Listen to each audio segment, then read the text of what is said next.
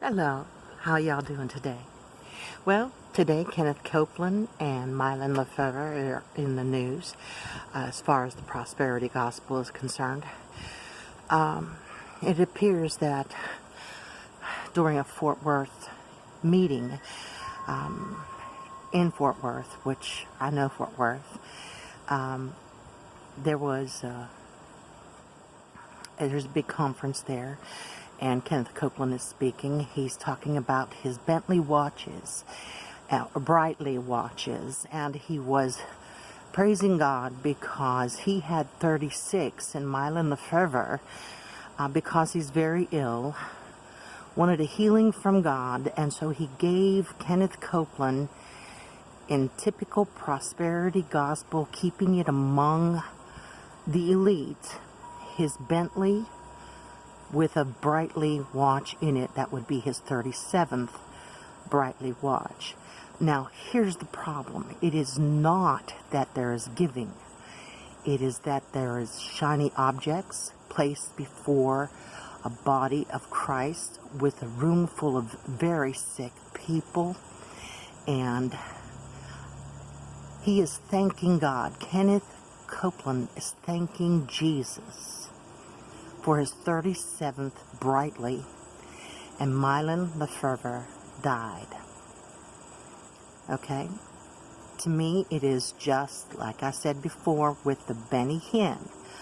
These prosperity gospels love to do what makes them successful. What is a 70-some-year-old preacher doing, accepting more and more and giving more and more? Do you know that in the old Hebrew style of giving, they had what was called trumpets on the outside of doors, so that the right hand would not know what the left hand is doing, according to the book of Matthew, and you would just deposit your giving into these trumpets. So we now have this little saying that goes, "Do not toot your own horn."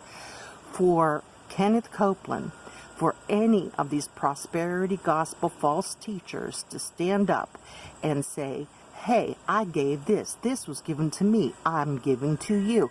We're doing this openly among the elite. That is tooting your own horn, so much similar to the Sadducees and the Pharisees.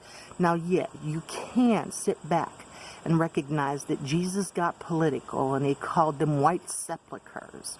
But you've got to remember, you're not supposed to toot your own horn, okay? You're not supposed to blow your own trumpet. Get that? You're supposed to give without knowing what the right hand and the left hand knowing what each other one is doing. So be careful. Kenneth Copeland is a billionaire with a capital B because he ignores the needy. He gives among the rich, and he blows his own horn.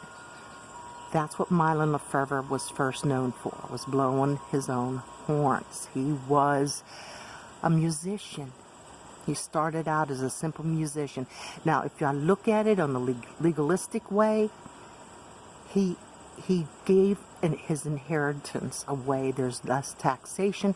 These churches work on no contributions, by receiving contributions, and this is how they're keeping the wealth among themselves. Okay, avoiding tax laws, things like that. So, you all have a nice day, and I'm going to say yes, Mylon LaFavre passed on. It's not like the way my ex would have me say it, like he had his life ripped from him, and how dare I, therefore, take me by the neck and rail me up the steps because I said passed on versus having his life ripped from him. They're all going to meet judgment, you see, because that's what my ex would be mad at me for, because I used the word passed on. Wanted to control my speech. That's one reason why I enjoy YouTube. It's free speech, as long as you stay within their guidelines. So y'all stay careful. Y'all stay blessed. Don't toot your own horn.